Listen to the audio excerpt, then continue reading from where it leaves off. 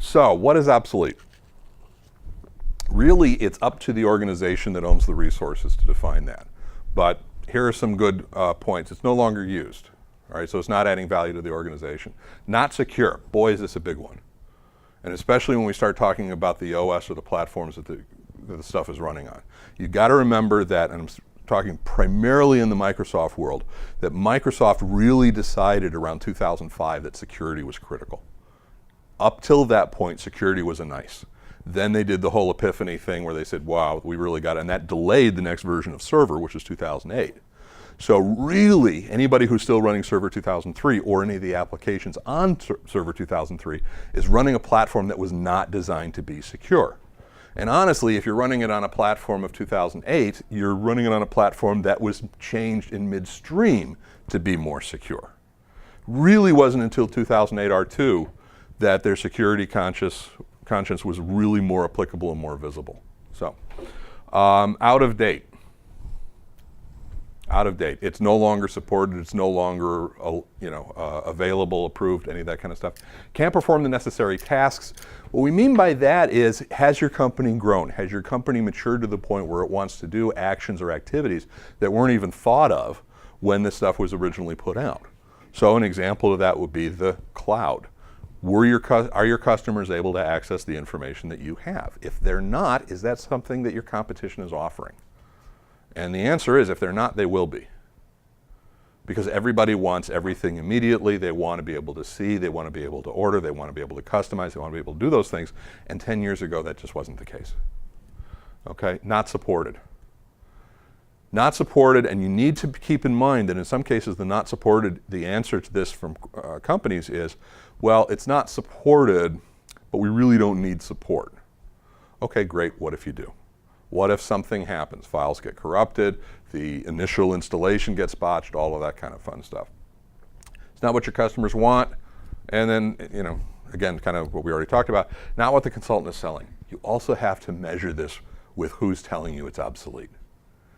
Consultants want to come in and sell you stuff, because otherwise, how are they going to make their money? So you could have a company, this is especially true in the manufacturing world, where a manufacturing company may have a shop floor machine or device that's running on an XP box.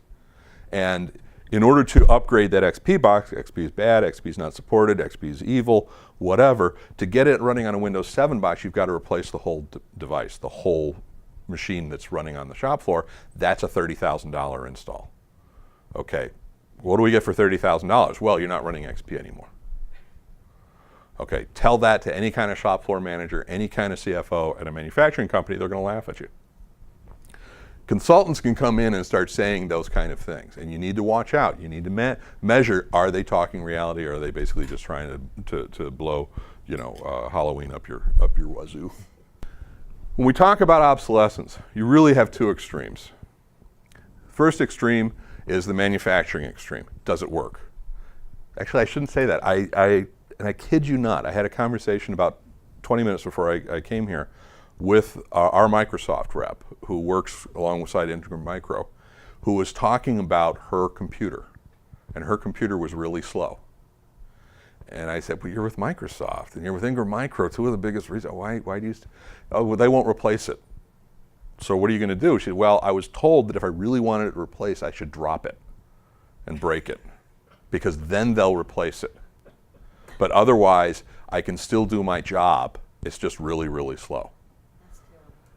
But that's the mentality. It may be terrible, but that's the mentality that a lot of companies have, because they don't equate the minimal productivity of the person, because they have to wait 30 additional seconds before they can answer a question, before they can see something, before it even works.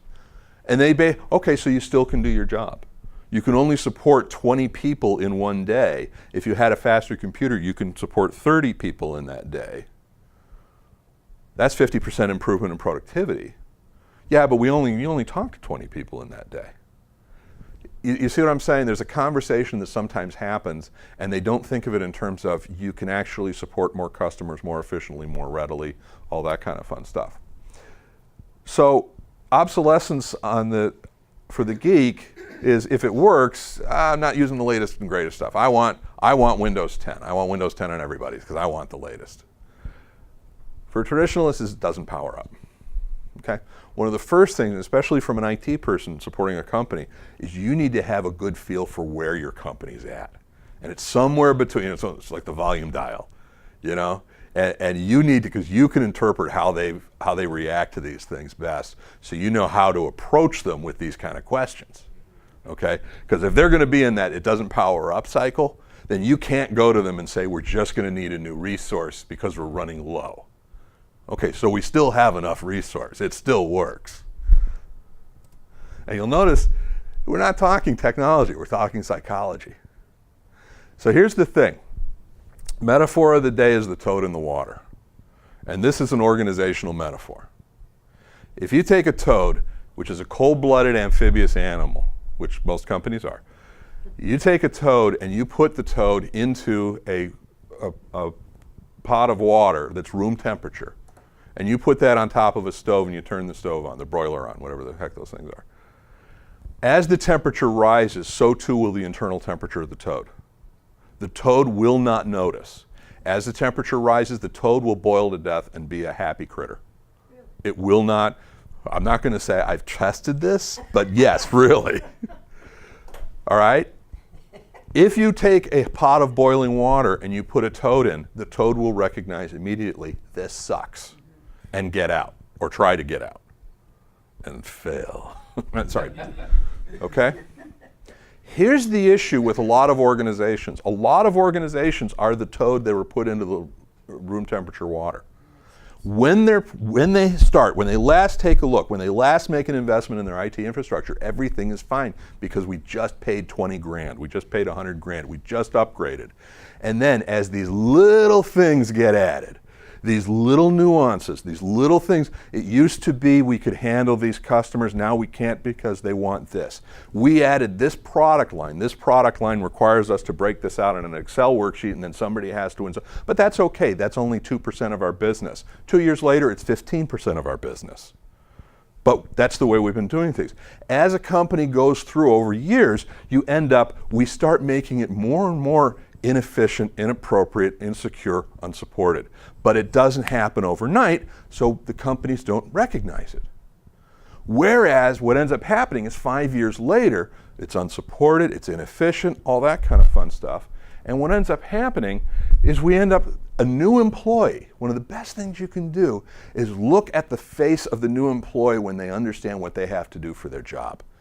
If they look like, oh my God, I'm joining the Amish, because of all of the special things, some companies will say, well, that's the way we do things. We call that tradition. We call that because that's our special product, that's our special mix, all that. And some of that's true. Some of it is there may be a specialized product cut or a specialized option, but also that's why the water's a little hotter here.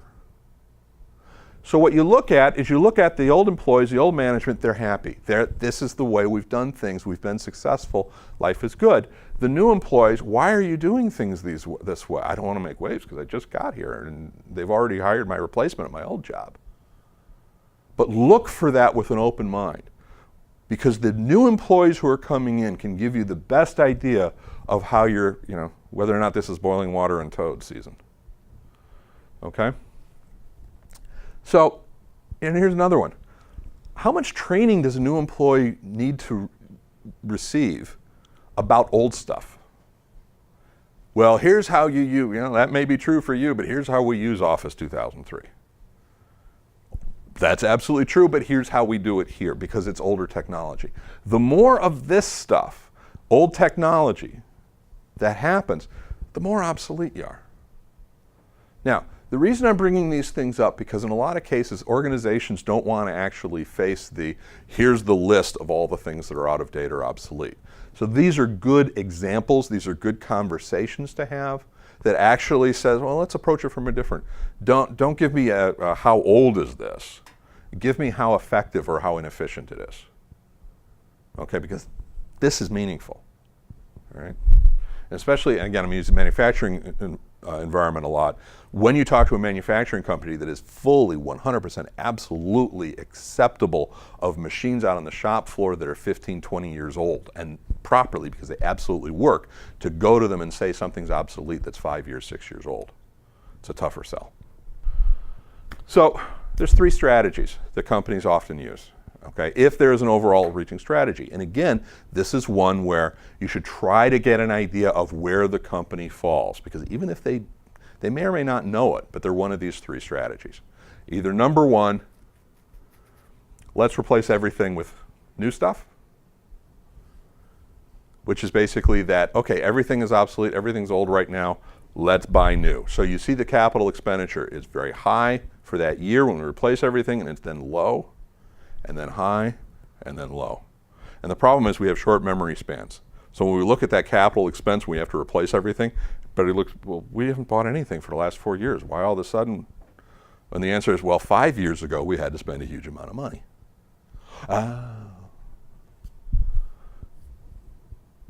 Migrate equipment based on needs. That's where you actually take a proactive approach. Wow, wouldn't that be cool? So you actually know. Now, by that, and here's the IT need, is we need to be, so it's not we need this now, moreover, we're going to need this when. To have the conversation and to put it in such a way that we're talking about what is going to happen next year. What's going to happen from a company standpoint, what's going to happen from a technology standpoint, that's going to require. Because if you come and you say, we need to do this now, then there's the, oh, you just want to spend money. Okay? And you want to try to get a consistent strategy. So here's 3. So we've got the redo, which is just, I'm arbitrarily choosing a 5-year span. Year 1, boy, we spent, I just said, over $1,000 expenditure. Boy, we spent $1,000 and then we're not going to spend anything. The only time we're going to have planned expenditures is when it's time to redo everything. And it may be 5 years. It'd be really cool if it was 8 years. We're just not going to upgrade. Okay? The second is the refresh. That's essentially we're saying we're going to refresh technology every 5 years. Period. That's our window. So from a workstation standpoint, every year we're going to replace 20% of the workstations. Period. There may be another workstation that has to be upgraded because of some particular software or hardware need, whatever, but the rule of thumb, and that way, we know how much we're going to spend on workstations that isn't associated with growth with either increase in business or decrease in business. But now we've got a baseline of our economy, of what our budget's going to be, and we don't have to worry about this huge, with an exception, and we'll get into this. We don't have to look out for this huge surprise that happened because everything was obsolete. And the other is a combination. Because servers we're not necessarily going to do, equally across the board. So we may look for a refresh on servers on a more, we're going to refresh the servers and we're also going to refresh the workstations over these years. Or we're going to refresh the software here. So we actually look for some things to happen on more of a fixed schedule. We're going to do it every X number of years. But then workstations, it doesn't matter. Most companies, in my opinion, the combo approach is the appropriate one. Because we're not going to be redoing servers every year. But you need to review, from a business and from a technology standpoint, what the needs are going to be and which model they fit into best. And if you do that ahead of time, then nobody should be surprised when it's time this year, next year, the year after, to review, and then it's just a question of, okay, remember 2 years ago when we put this plan together, this would be the year that we're replacing or reviewing this particular equipment. Okay? I think the key word that you mentioned is plan. Yep. Because in the absence of a plan, anything goes. Yeah, whoever has a checkbook wins. But with the plan, you determine what approach you're going to take. You say, this is what we're going to do. Now you have a plan, you follow it. Yep. Or if the plan isn't working, you change the plan. Absolutely, absolutely legitimate. And this is just a summary of those 3 things. So, remember what we went through earlier this year with XP. Wasn't that fun? Now we're going to go through the same thing next year in June, or July, excuse me, with Server 2003. So 2003 will stop receiving any kind of updates or anything along those lines. But here's the thing, is the server is really the thing that has the data and the security and the controls and all that kind of fun stuff. So whereas XP was in your face to all the users, it's the desktop, it's the new interface, it's the new, you're really touching the users, so that was a little easier to sell. This is actually in some ways more important because it's the server level, and it's a harder sell because it's not in the face of the users. So from an IT standpoint, we need to make sure absolutely, and I'm having meetings, just had one or two yesterday, talking with customers about upgrading to 2003 and making sure there are specific plans to do so. When you talk about a server is just that, it serves. So there are computers on the network that request stuff from the servers, and here you go. And that includes security, that includes applications, it includes files, it lets you print, it does all those things, but it does it in a centrally controlled and managed area. Now, you'll notice, so we've got 2003 that's going bye-bye in 2015, so 12-year cycle. And then you'll notice we go then to 2008, 2008 R2, 2012, 2012 R2. And you'll notice there's 2 years difference, 2008, 2010, 2012, 2014. Okay? Microsoft is now releasing servers pretty much every 2 years. The next version, whether they call it Server 10, I don't know, the next version is now open for public review. Okay, just like Windows 10 is, the next version of Server, and they haven't stated whether they're calling it Server 10 or not, but that's out there as well. Okay, so there's going to be a 2016 coming out. Okay. Similarly, you got the same boat going on with Windows 7, Windows 8, Windows 10. By the way, have you guys heard why it is called Windows 10? It actually makes sense. A lot of programs that are third-party apps, all that, will check to see what version of server it's running on. And a lot of them will actually, or what version of workstation. And what they will first do is they will check the first character after Windows, or Windows Server, or Windows, excuse me. And if the first character is a 9, they assume it's on 95 or 98. So by saying the 10, if the first character is 10. The guy that thought of that probably saved a lot of. Oh, absolutely. I got to believe there was like this 200 hours spent on engineers to try to, what if we just did that? And it was probably a non-tech person who was there taking notes. And you just have this like 30 techs all sitting there just really quiet, trying to figure out some way to make him not so smart. So how long do you think it'll be that like Windows 7 and Windows 8 will be? Actually, there's a Microsoft, you've got a long time. Okay. You've got several years. There is a Microsoft website that you can go to and it'll show you, and it actually happens in stages, where they will stop actively producing upgrades for it versus security versus there's extended support, so on and so forth. Okay. But yeah, yep. Yeah, the real key thing that happens much sooner than that is when your application isn't supported that's running on the server. Okay. So, the cloud. All right. The reason I put this here is to keep in mind that one of the things we also have to watch out for is the obsolescence of our connections.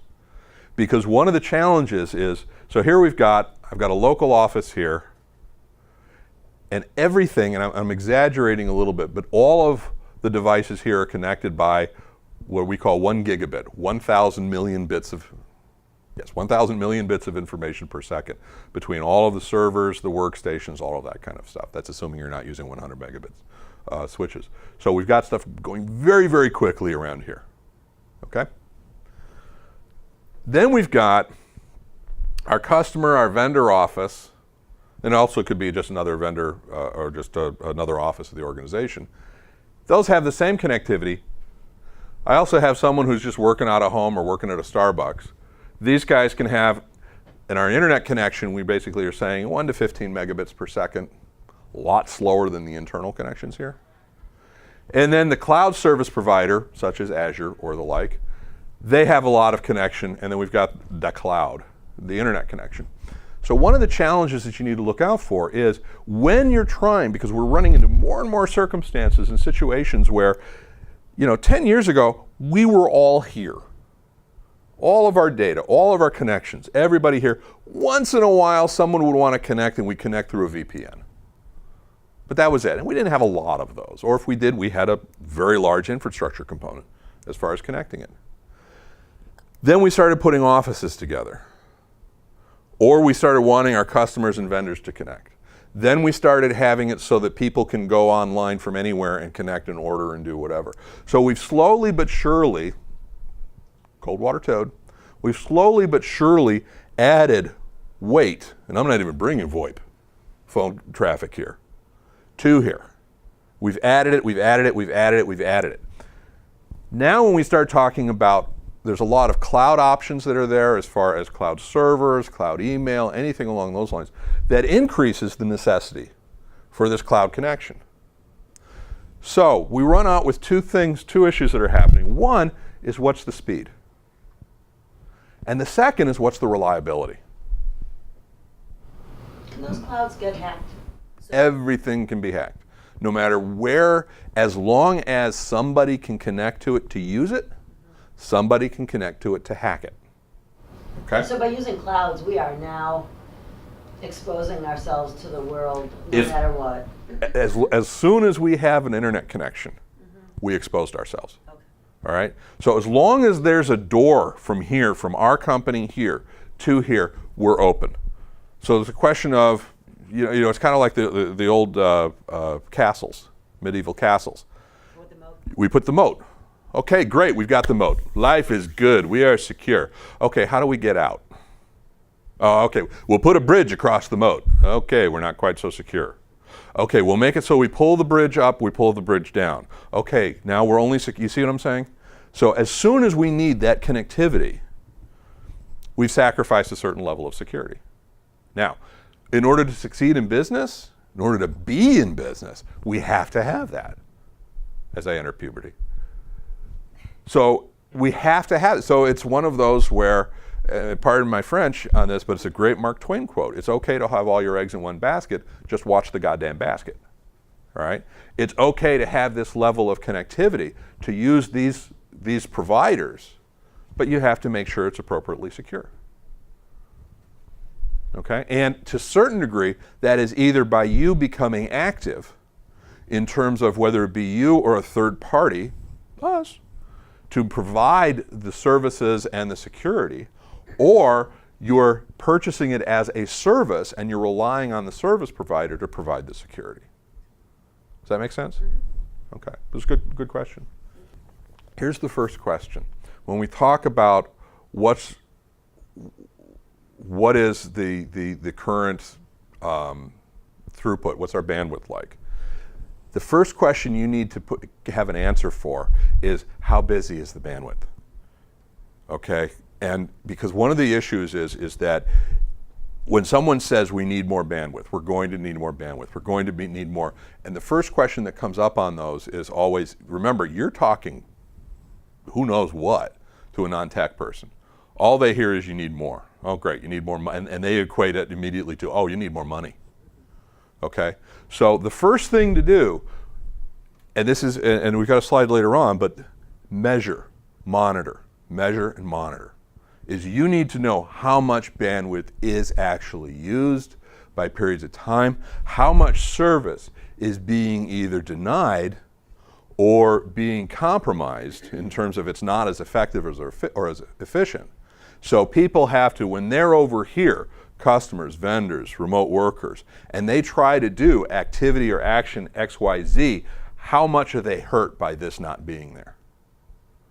Similarly, that way, if you're looking to add VoIP, you should be able to, and there's websites that'll do this, you should be able to come up with an estimation of how much additional bandwidth that'll add. Here's the bandwidth we currently have, you're looking to add this, it won't fit. Because one of the biggest challenges that we face when we talk to business folks is that we're the technicians, but we have to describe to them in business terms what's the cost, what's the benefit, what's the risk. And if we can't translate that into, honestly, easy to read charts, real numbers, it's going to be an uphill sell. Then what you're selling is essentially how much they trust you. You see what I'm saying? So my point to you would be measure, measure, measure, measure. Get some charts so that you can essentially say, last Wednesday we had, it was month end and people were uploading, downloading, cross-loading, whatever, but this activity was happening. Look at the chart, it goes all the way, it pegs to the top for 6 hours. If we're growing, either in terms of the amount of data that we're sending back and forth or the number of locations, number of customers, so quantity or quality, if we're growing, that's going to become the norm. Okay? The second one is the reliability. Yeah, that's the problem. Yep. And the second one is essentially that if this goes down, what's the cost? And if the cost is, well, essentially, we pay $500 a month for this connection, and if it goes down for over an hour, they credit us $10. And there's some companies who actually look at IT costs that way. All right, what did it cost the company not being able to perform the functions for that period of time? And this is, and I tell you, this is tough. But if you can get a how much does it cost if during the business day we lose internet connectivity? If you can get, and there's studies, and send John or me an email, we can get you this. There are studies which show what those things are.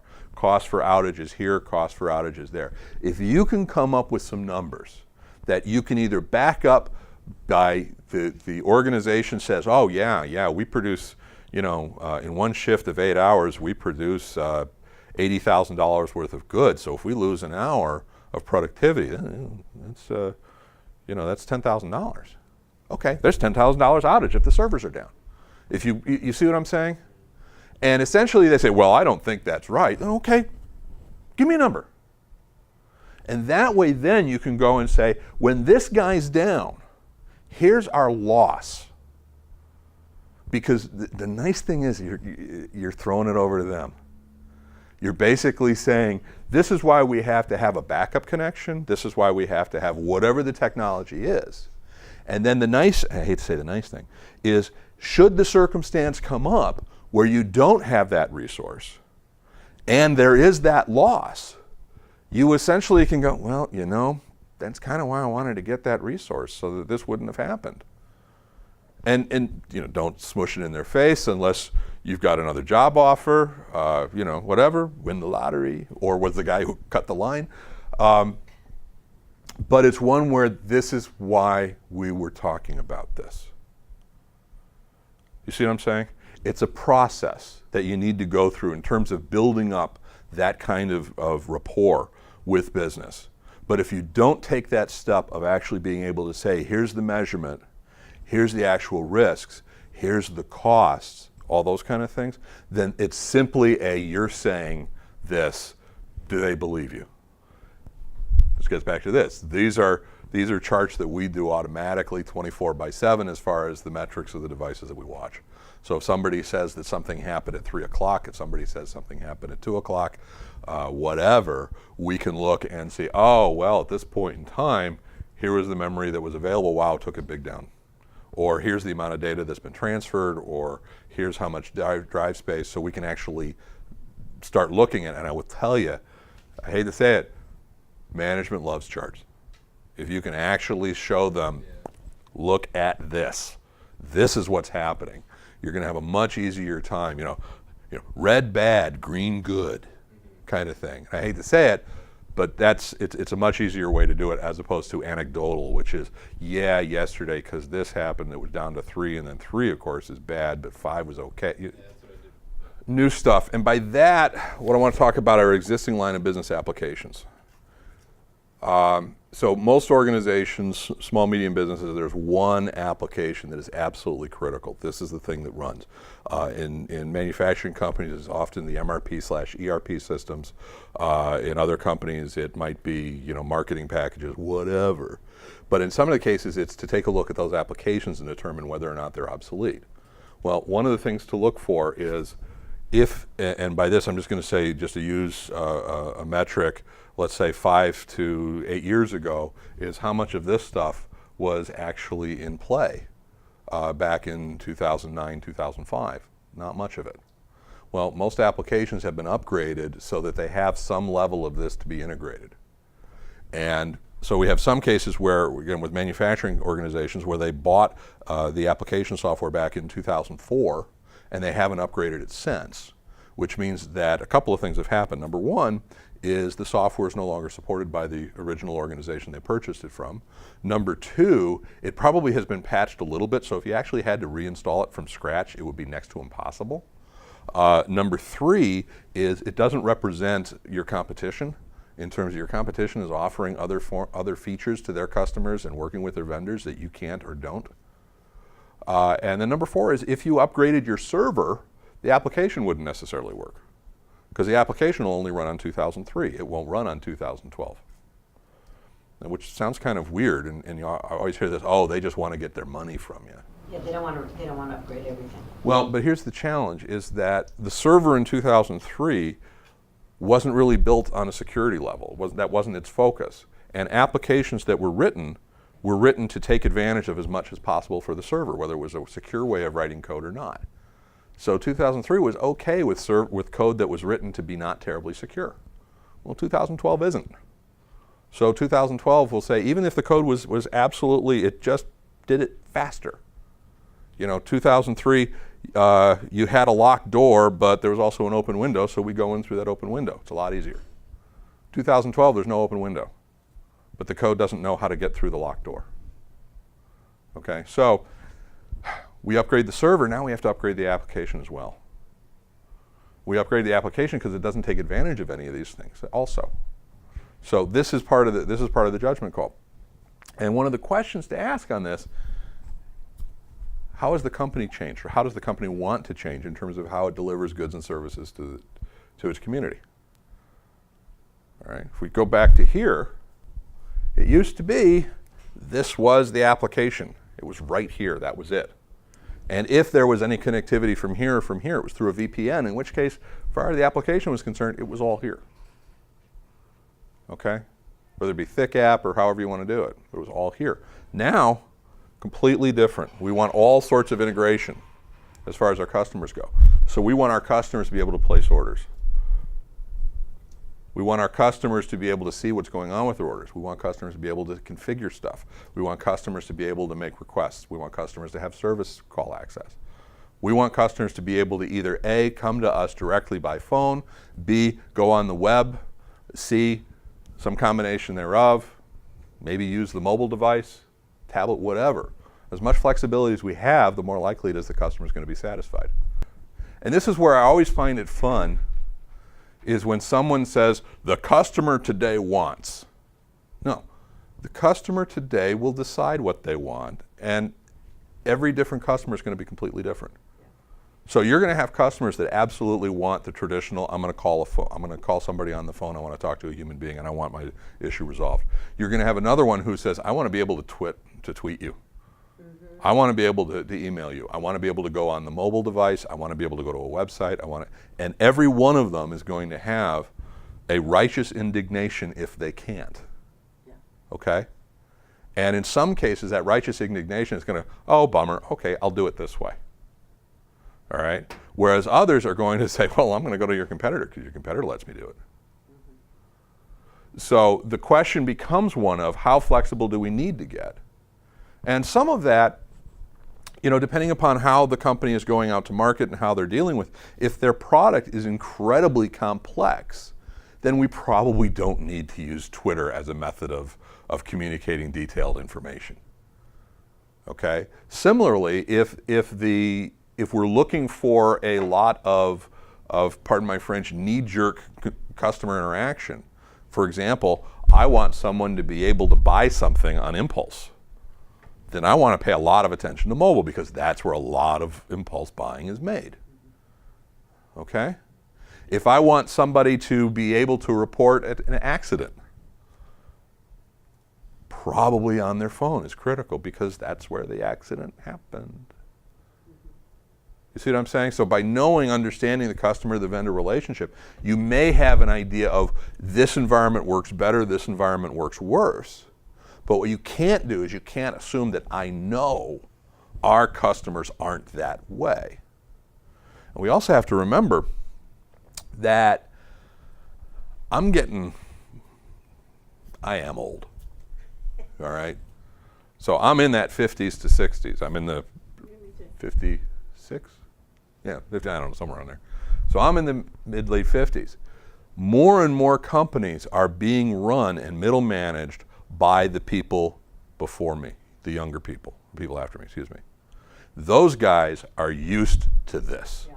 They know that this is the way businesses work and are going to work. So it's a sliding scale.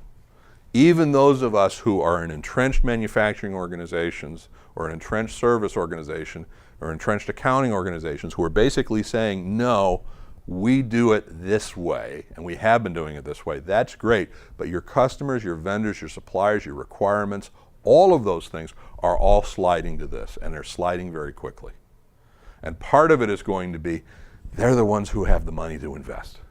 They're the ones who have the money to spend for you and your services.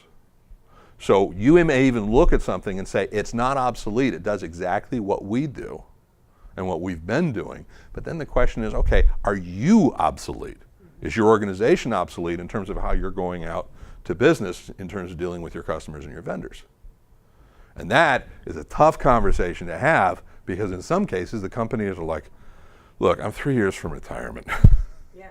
You know, call me again in 2018. Or call whoever's in this office in 2018, and we'll take a look at it. I want to talk about two things real quickly. One is it's a service. Okay? More and more, including ERP systems even, although we need the bandwidth, more and more systems are being introduced and available to organizations as a service, meaning you pay to go, you pay to play. However much resource you need, whatever kind of functionality, you're going to be paying a monthly fee. The nice thing is that then the provider of that service, they're responsible for upgrading. So you're not going to be running obsolete in terms of you'll have the latest versions of the software. Okay?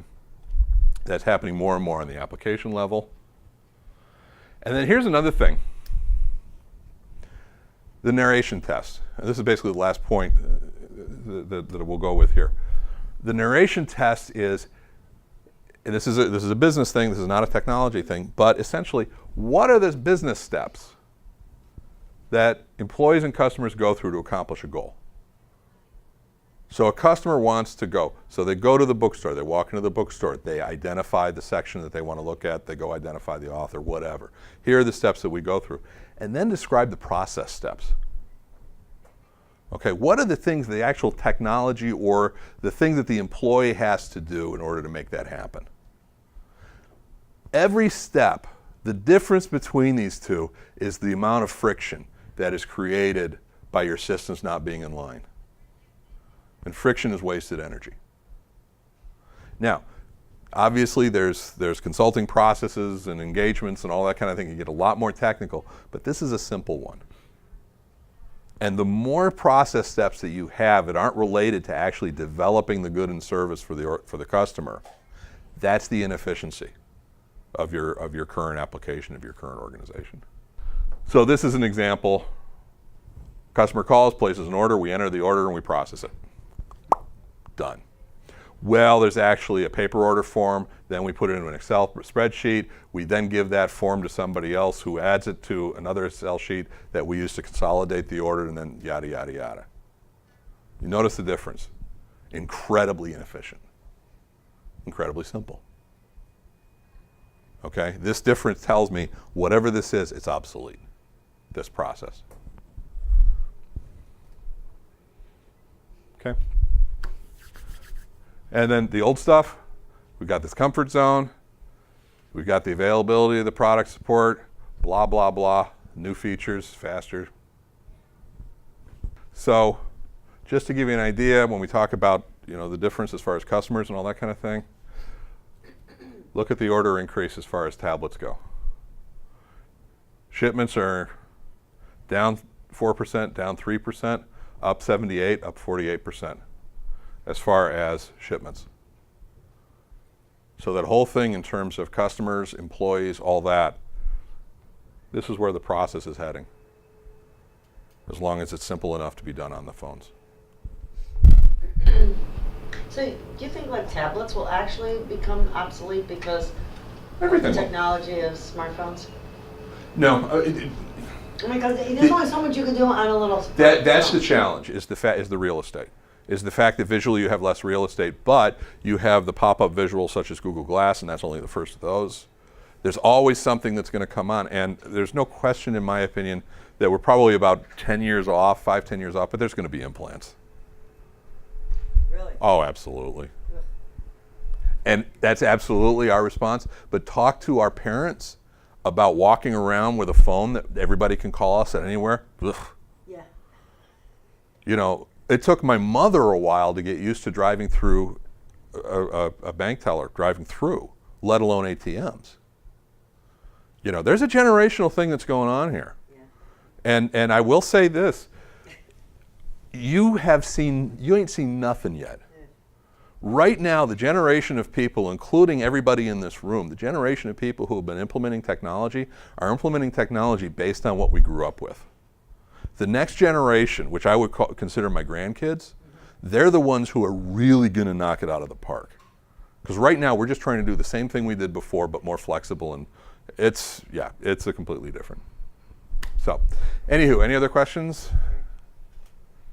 So, cool. Thank you all very much. We appreciate it. Thank you.